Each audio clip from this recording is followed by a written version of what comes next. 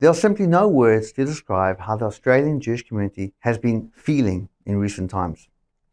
Australia, always known as a country that is fair and just, has brought great shame on itself when the current Labour government decided to deny a visa to former Israeli government minister AIJAC. But worse than that, they denied a visa to a former minister of a democratic, free country that is an ally of Australia. And the reason they did, according to them, was because her presence could vilify Australians or incite discord.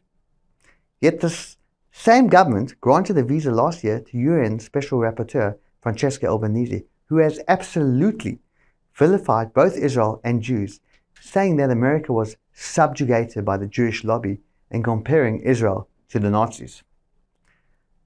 None of this should surprise us about this government. This is just one more step in which the values we all cherish, like decency, democracy, freedom, and justice, have been cast aside and replaced with an alternate, almost dystopian reality.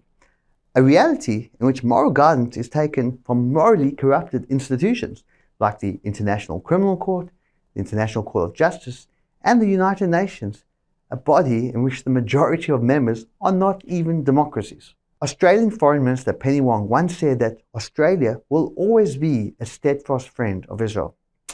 And she said it on the very same day it decided to reverse the previous government's decision to recognize the western part of Jerusalem as Israel's capital. This was a decision so nonsensical because in any possible future agreement, the western part of Jerusalem would have always remained under Israel's control. UNRWA, which poisons the minds of children and teaches them to hate Jews, remains one of the biggest obstacles to peace between Palestinians and Israelis. It also then decided to refer to the areas of Gaza, East Jerusalem, and the West Bank as occupied Palestinian territory, effectively labeling all Jewish communities living in their ancestral land as illegal. But maybe the worst of all examples is that on October 7, even as Israelis were being raped and tortured and murdered by the Hamas terrorists and their civilian accomplices from Gaza, Penny Wong called for restraint. And that was only the beginning.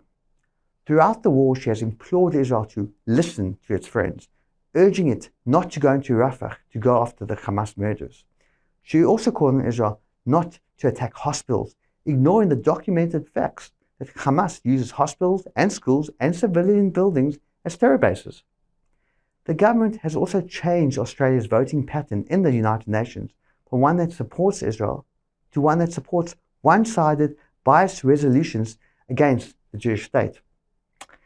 So this hostile act of denying a former Israeli government minister a visa to come to Australia is not so much a shock as just another step in its anti-Israel strategy it's been carrying out since it came to power. Clearly, Penny Wong's idea of being a steadfast friend is quite different from what you and I might think. The Australian Jewish community has been under severe stress since the October 7 terror war was launched last year. We have seen rising levels of often violent anti-Semitism in the streets of our great cities. Many feel fear, abandonment, and profound disappointment in this government's attitude towards the Jewish people and towards Israel, our Jewish homeland, that is fighting for its very existence against genocidal enemies who want, more than anything else in this world, to totally annihilate it and its people. I started off by saying there was simply no words to describe how the Australian Jewish community has been feeling in recent times by this government's attitude towards Jews and towards our Jewish homeland. But the truth is that there are words, and you can feel free to choose your own.